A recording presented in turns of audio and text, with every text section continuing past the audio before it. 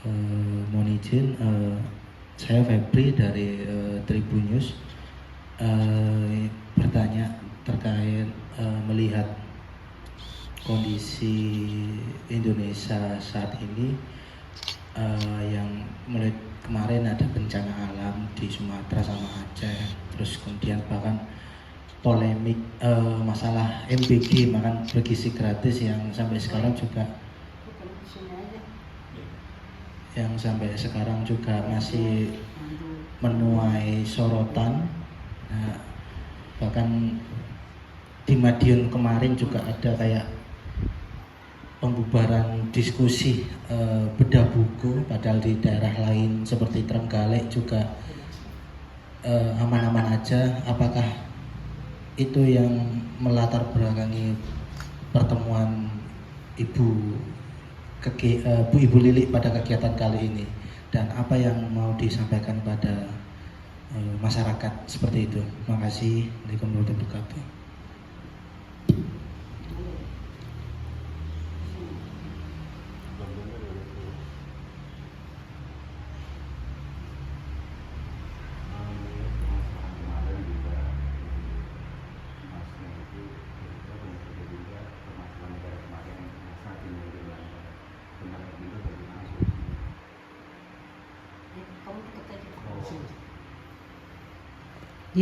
Assalamualaikum warahmatullahi wabarakatuh. Salam hormat buat semuanya anak-anak yang datang hari ini, dan salam hormat kepada Bapak Yai.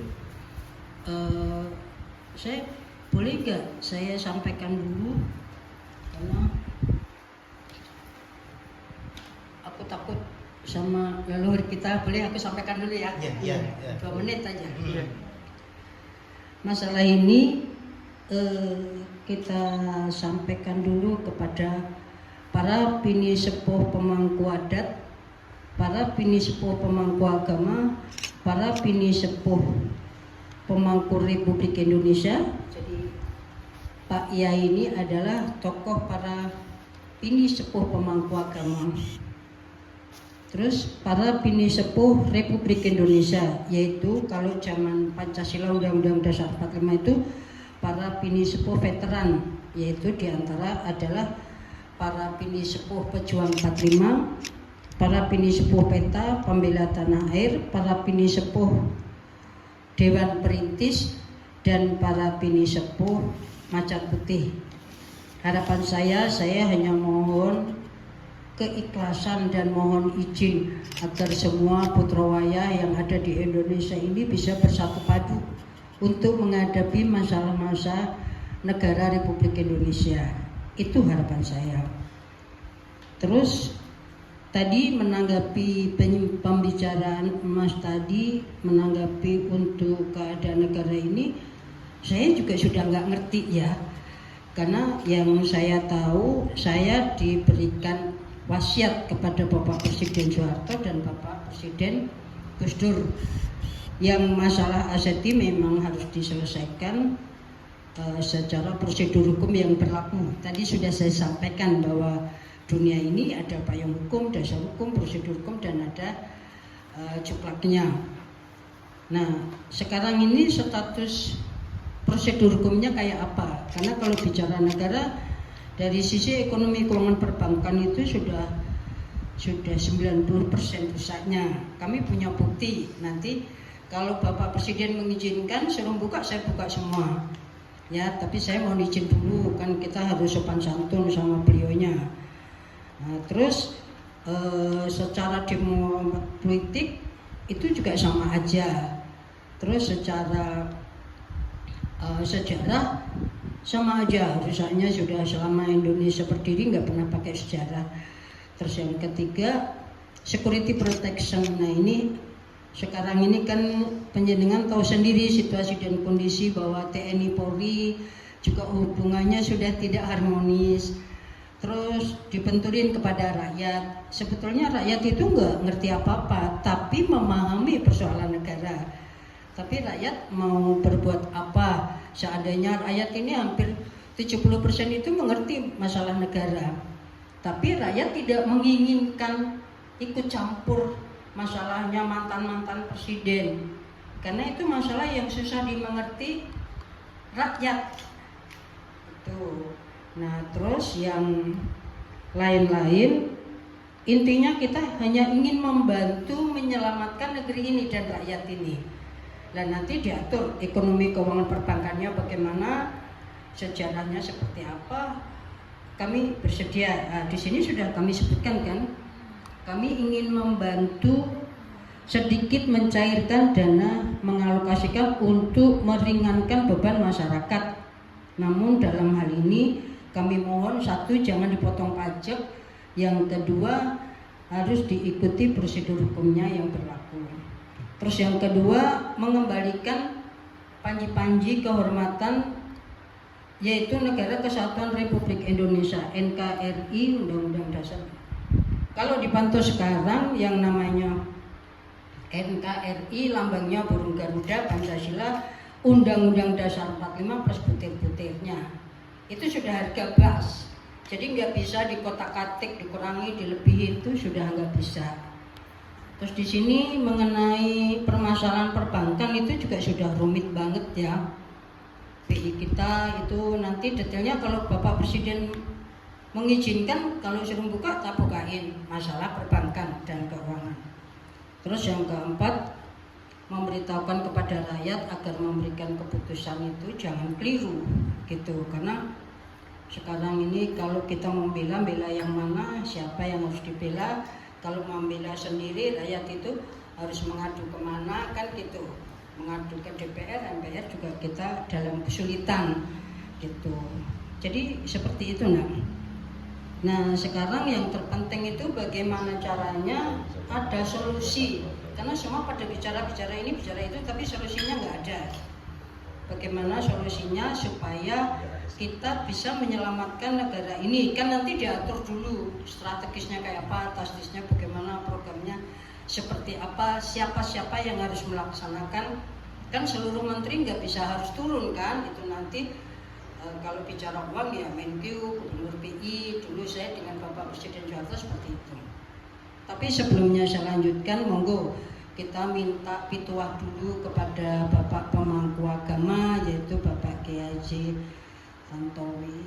Monggo kami persilahkan Pak Haji ya. Bismillahirrahmanirrahim. Assalamualaikum warahmatullahi wabarakatuh. Alhamdulillahirabbil alamin, nahmaduhu wa nusalli wa nusallimu ala rasulil karim. Bunda yang saya hormati, rekan-rekan sekalian, para wartawan, Ustaz Zainal dan semuanya. Alhamdulillah pagi hari ini Allah Subhanahu wa taala mempertemukan kita di Madinah Van Java. Jadi Bunda, ini ada yang viral di Indonesia ini, Temboro ini ada istilah namanya Madinah Van Java. Ada Serambi Mekah di Aceh ya. Ini katanya Serambi Madinah katanya di Temboro. Katanya teman-teman sih yang biasa datang ke Temboro. Baik, alhamdulillah. Sebelumnya rekan-rekan sekalian, saya ingin menyampaikan kronologis pertemuan kita. Izin saya menyampaikan kronologis pertemuan saya dengan Bunda ini. Oh, ya. Jadi beberapa hari yang lalu ada haul di Jombang, Tebuireng, yaitu haulnya Gus Dur. Alhamdulillah kita dapat undangan di haulnya Gus Dur itu. Nah, dalam perjalanan di haulnya Gus Dur, qadarullah, takdirnya Allah itu yang kemudian mempertemukan saya dengan Bunda ini. Jadi ada pesantren di sampingnya Tebuireng itu, pesantren Cukril di Adlan, yang dimana di sana ada Gus Huda, dan kemudian dari sanalah kemudian kita ini bertemu dan kita bercakap-cakap tentang satu permasalahan yang sedang kita hadapi di Indonesia, di mana kita melihat semuanya keadaan masyarakat yang terbelah menjadi beberapa kelompok dan sebagainya. Ya memang wallahu a'lam bishawab, apakah memang ini sudah zamannya, karena ada pujangga kita dahulu yang menulis bahwa akan ditemui satu masa di Nusantara ini, satu zaman namanya zaman Kolobendu. Ya, mungkin pernah dengar ya. Zaman Kolobendu itu zaman ruwet. Gitu. Ya, yang benar dianggap salah, yang salah dianggap benar. Gitu. Yang keji dianggap suci, yang suci mungkin dianggap keji. Kebatilan begitu banyak pendukungnya, bermacam-macam lah keadaan yang terjadi di Nusantara ini menurut ramalan cuaca Ronduwa Sedoda. Dan juga ada satu hal yang saya ingat di sana disebutkan itu, ini ada satu peristiwa di mana beliau menyampaikan jago tarung yang kandangi diri. Jago tarung yang kandangi diri itu ya seperti bahwa alam seperti sekarang ini, banyak tokoh-tokoh itu berbenturan sesamanya. Ya, mohon maaf, katakanlah ini jadi nyeritain anunya orang. Ini Muhammadiyah dulu ada PAN itu Pak Amin Rais yang mendirikannya. Tapi kemudian di dalam PAN juga ada konflik yang kemudian menjadi sebab Pak Amin harus meninggalkan PAN dan membuat Partai Umat. Dulu PKB ada, ini sudah lama Gus Dur yang mendirikan PKB, tapi kemudian juga ada sesuatu di dalam yang kemudian menyebabkan Gus Dur juga keluar daripada PKB. Terus kemudian akhir-akhir ini kita melihat di kalangan agamawan, ya katakanlah di NU juga ada sedikit permasalahan. Kemudian sebelumnya itu di kalangan habaib dan kiai Nusantara ada. Jadi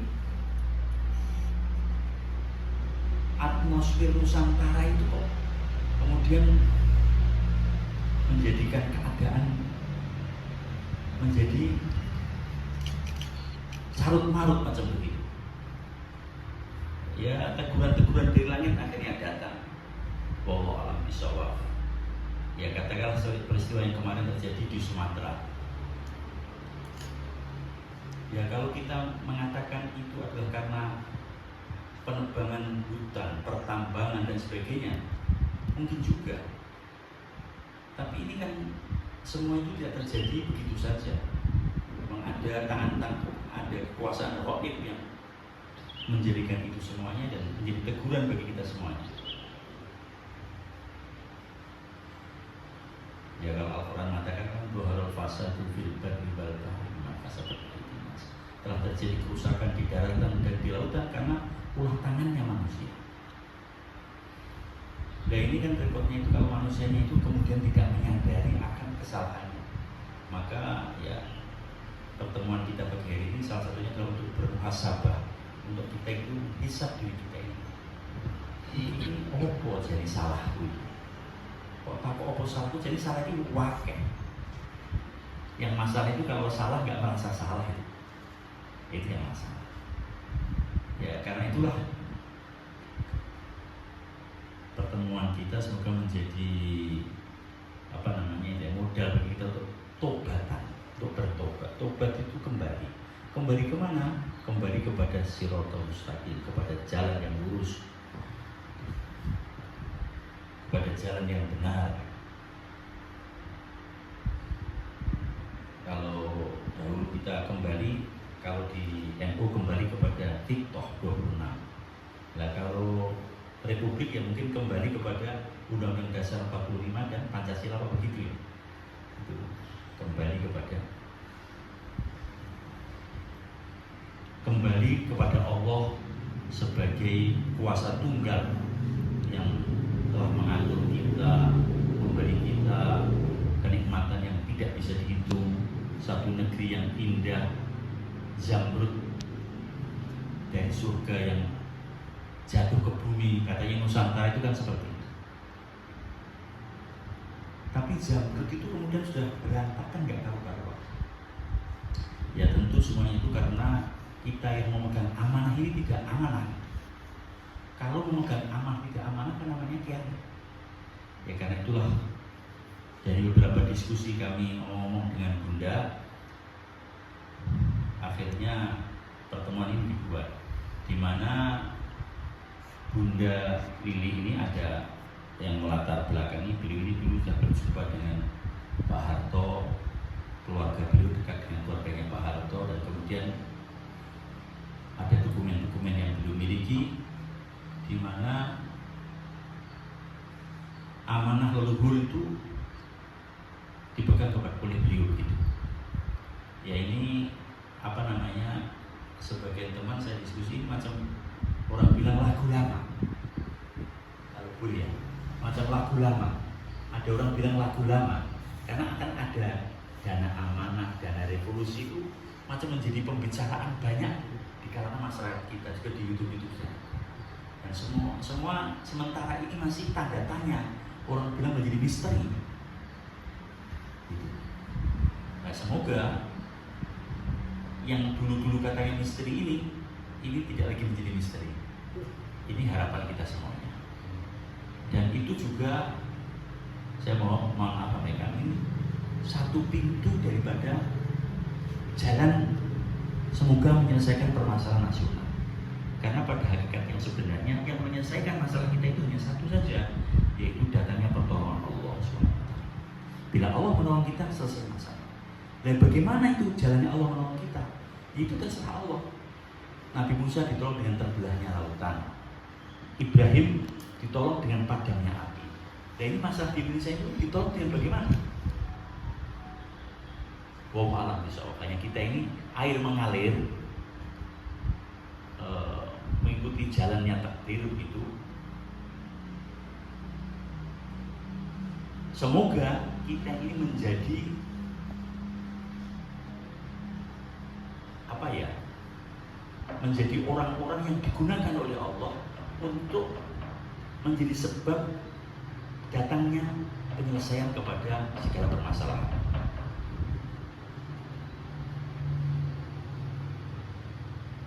Nah, pertolongan Allah itu sebenarnya datangnya dengan takwa. Kalau kita ini sungguh-sungguh di dalam taat kepada perintahnya Allah SWT, saling menghormati, menghargai dengan sesama. Dalam filosofi Jawa juga ada istilah namanya mikul dur mendem jeru.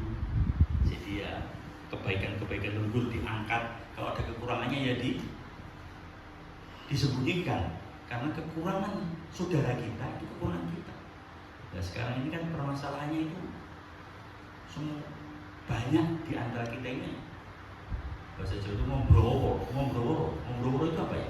Membongkar keburukan-keburukan saudara. Padahal keburukan saudara kita itu ya keburukan kita sendiri. Ini yang kemudian aib-aibnya sendiri dibongkar di mana-mana. Padahal kita ini satu bangsa satu.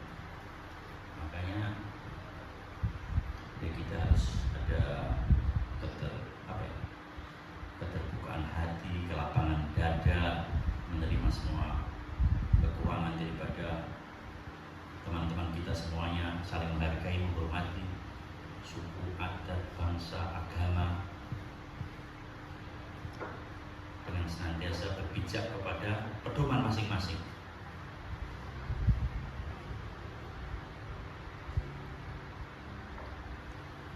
Saling menghargai satu dengan yang lainnya. Nabi telah mencontohkan ketika datang ke Madinah, maka buat piagam Madinah. Piagam Madinah itu macam apa ya? Kesepakatan bersama masyarakat negara Madinah untuk menjaga negara Madinah, di mana Yahudi, Muslim dan musyrikin mereka buat kesepakatan bersama untuk menjaga Madinah. Kalau boleh dikiaskan, ya macam begitulah yang telah dibuat oleh pendahulu kita di tahun 45, di mana bersepakat membuat negara Republik Indonesia.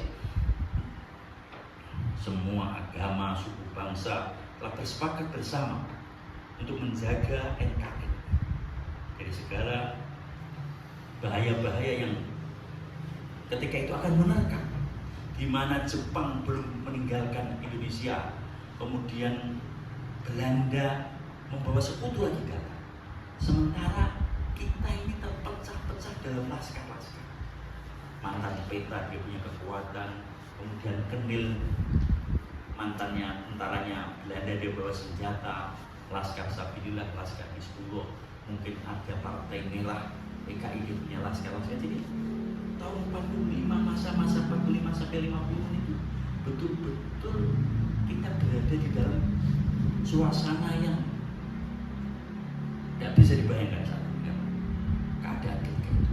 Tapi demikianlah atas pertolongan Allah Subhanahu wa taala, leluhur kita, tokoh-tokoh nasional telah disatukan, membuat kesepakatan bersama di Indonesia ini, sehingga terbentuklah Negara Kesatuan Republik Indonesia.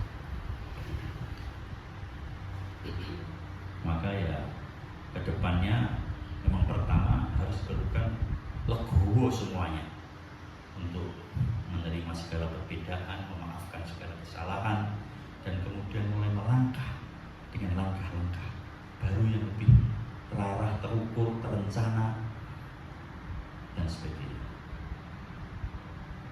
Nah, dari pembicaraan kami dengan Bunda itu, kemudian ya Bunda menyampaikan tentang adanya amanah Nusantara yang insya Allah kuncinya beliau yang membawa. Baik, lebih begitu saya sampaikan Bunda.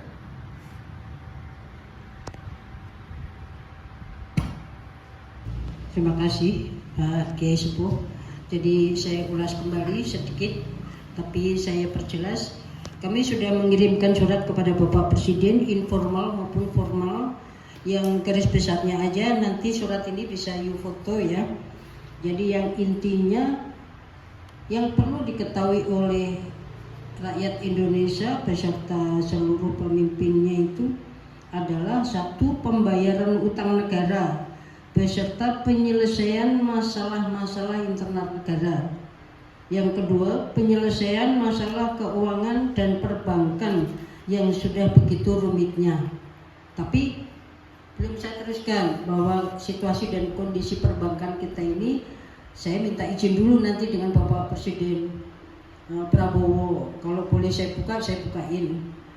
Terus yang ketiga adalah pengembalian panji-panji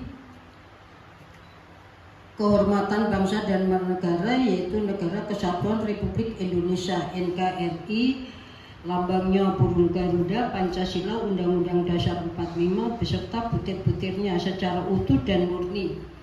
Karena itu harga pas yang sudah dilaporkan kepada badan-badan dunia. Nah, tahun 2003 sudah saya sampaikan dalam pidato saya di saat itu yang saya pendiri NKRI, saya tanyakan apakah masih ada negara NKRI, lambangnya burung Garuda, bla bla bla bla. Nah, kalau masih ada seperti apa, kalau nggak ada bagaimana? Itu kan yang harus jawab Bapak Presiden Republik Indonesia. Terus ini hanya pesan-pesan untuk seluruh rakyat Indonesia. Kami bersedia membantu menyelesaikan masalah negeri ini dan rakyat ini dalam arti yang seluas-luasnya. Nah, karena ini surat resmi dan formal informal, saya hanya khawatir biasanya Bapak Presiden itu tidak pernah menggubris apapun yang disampaikan kepada para tokoh yang dari luar negeri maupun dalam negeri. Ya, makanya saya dampingi kembali ke ini. Saya hanya memohon tadi yang saya sebutkan, para bini sepuh, mohon keikhlasan dan mohon izinnya agar bisa mempersatukan seluruh elemen masyarakat beserta rakyatnya untuk mari kita bersama-sama bersatu. Dan saya mohon kepada seluruh rakyat hati-hati untuk memberikan keputusan. Kita tidak usah ribut-ribut. Ya, mari kita bersatu membantu menyelesaikan masalah negeri ini dan rakyat ini. Karena dalam hal ini kita khawatir nanti akan terjadi perang saudara. Itu aja, itu yang kami khawatirkan lah. Terus mungkin seperti itu. Kami hanya bersedia nanti diatur dalam hal ini kami akan mencairkan sedikit dana Nusantara yang dialokasikan meringankan beban masyarakat Namun dalam hal ini kami mohon, satu, jangan dipotong pajak, yang kedua, ikuti aturannya yang ada. Karena kalau bicara aset itu bukan klinik-klinik bakar minyak, jadi benar-benar bankable. Harus diikuti aturannya ekonomi dan perbankan. Itu masalah keuangan. Nah, yang lain-lain nanti nggak apa-apa, itu sudah bisa ikutin. Yang terpenting ekonomi, keuangan, perbankan, diplomat politik. Karena kalau diplomat politik itu kan menyangkut G20, menyangkut Asia Afrika, perjanjian itu. Indonesia juga sudah tidak bisa menarik keuangan lagi, itu diplomat politiknya. Kalau sejarah, setiap uang negara ini itu pasti ada historical fund-nya. Jadi Indonesia tidak pernah ada historical fund-nya. Dan saat itu Bapak Presiden Soekarno juga hanya meminta pemindahan kekuasaan dengan akan pemindahan teks proklamasi itu, pemindahan kekuasaan akan dilakukan dengan waktu dan tempo sesingkat-singkatnya. Itu juga belum jelas kapan sesingkat-singkatnya lah pemindahan kekuasaan dari mana ke mana. Nah, dalam hal ini banyak kepemilikan Nusantara ini sudah direbut seolah-olah itu milik negara. Negara yang mana? Jadi kalau saya boleh meluas sedikit, bahwa Nusantara bukan Indonesia, tapi Indonesia ada di wilayah Nusantara.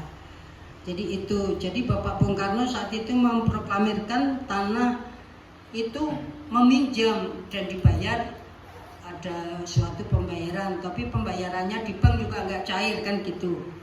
Jadi tanah itu ada yang punya, duit-duit itu ada yang punya orang-orang Nusantara, tapi bukan milik negara Republik Indonesia. Itu aja nak, mungkin dalam hal ini kita lakukan, kita tidak tidak akan mempersoalkan, tidak ikut-ikutan yang ribut-ribut, monggo kita nggak ikut-ikutan ribut-ribut. Jadi kita tidak akan menyalahkan Bapak Bung Karno, Pak Harto, Bapak pemimpin siapapun. Yang terpenting kita ingin membantu solusi biar semuanya itu negeri ini dan rakyat ini ada sebuah solusi untuk kedepannya. Karena rakyat dan anak-anak rakyat Indonesia itu sudah benar-benar ngejerit dah. Kitanya juga sudah cara mengatasinya bagaimana. Jadi namun di situ kita juga harus mengikuti prosedur. Jadi walaupun gimana ada Bapak Presiden, walaupun negaranya sudah nggak ada, tapi kan Bapak Presiden biar jawab dulu negara itu masih ada apa enggak gitu. Nanti kalau Ibu langsung jawab, Ibu salah gitu. Itu aja. Mungkin ada pertanyaan yang lain, mungkin monggo, nggak apa-apa. Kalau Ibu bisa membantu menjawab, saya jawab. Tapi aku nggak ikut-ikutan, masa aku nggak mau terlibat. Zamane Pak Harto juga saya matur, saya nggak mau melibatkan diri di persoalan Bapak Bung Karno dengan orang tua saya, dengan Pak, nggak, saya nggak mau. Monggo.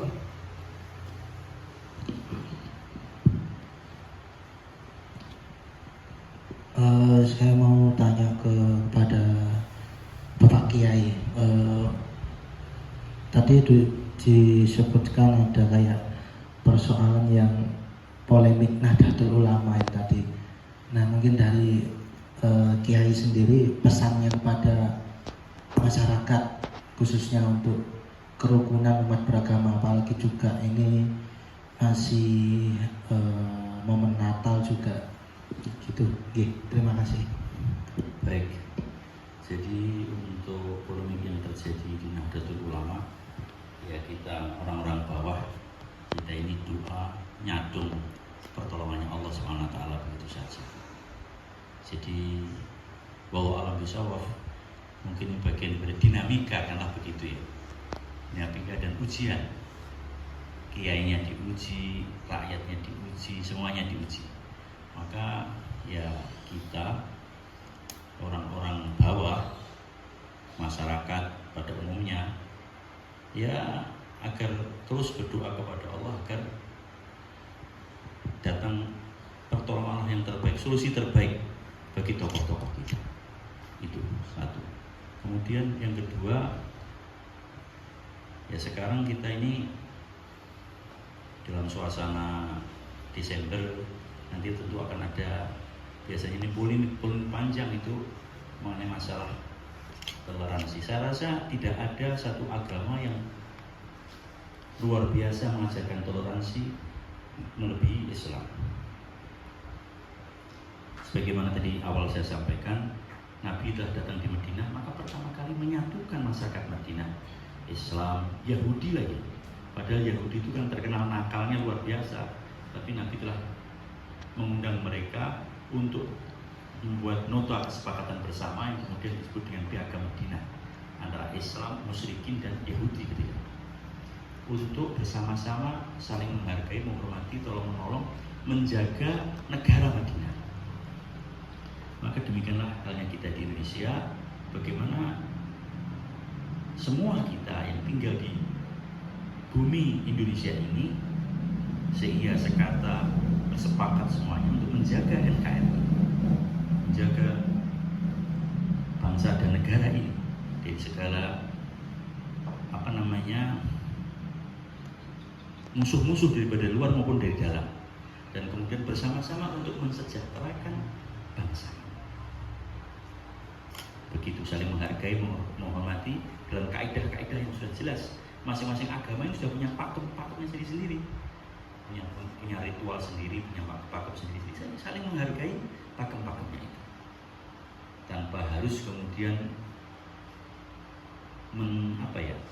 mencampur adukkan ajaran-ajaran agama. Lakum dinukum waliyadin, itu pakemnya lakum dinukum waliyadin, pakem daripada agama. Kemudian juga Islam, Al-Quran mengatakan la ikraha fiddin, tidak ada paksaan di dalam beragama. Demikian, saling menghargai, saling menghormati, saling tolong menolong, bantu membantu. Satu orang sahabat telah memerintahkan budaknya untuk memotong kambing.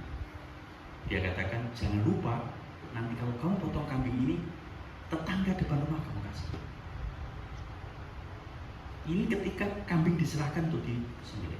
Ketika dia baru mau memotong kambing itu, dia tadi jangan lupa tetangga depan rumah ini. Ketika dikuliti, datang lagi jangan lupa tetangga depan rumah. Ketika dipotong-potong kambing, datang lagi jangan lupa tetangga depan rumah. Nanti kamu kasih.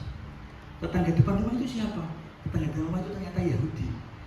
Sehingga itu budaknya itu macam jengkel ini. Ini merintah kok berkali-kali Tuhan. Mau berapa kali Tuhan perintah kepada saya untuk memberi tetangga depan rumah? Maka sahabat mengatakan, karena itu Rasulullah memerintahkan aku berkali-kali, maka aku memerintahkan kamu juga berkali-kali. Yaitu tadi ternyata tetangga depan rumah itu adalah Yahudi. Jadi kita potong kambing jangan lupa juga pada Yahudi depan rumah. Jadi ini akhlak sesama anak manusia, saling menghargai, menghormati, bantu-bantu, tolong menolong. Bila amalan Islam ini diamalkan, maka ini akan menjadi sebab orang-orang yang bukan Islam akan jadi senang dengan Islam. Walaupun katakanlah ngeri melihat orangnya singgote sak dodo umpamane, sebagainya sak sekuter. Tapi kalau kemudian hatinya lembut, bibirnya manis dan senyum kepada orang lain kan jadi adem gitu. Dibandingkan katakanlah asalnya ngomong, kalau orang kemudian bibirnya tajam, lidahnya tajam, menyakitkan kanan kiri, kalau di depan dia nyeletak, di tengah dia ngikut, di belakang dia nyeruduk, itu kan soro itu. Iya, jadi mohon maaf.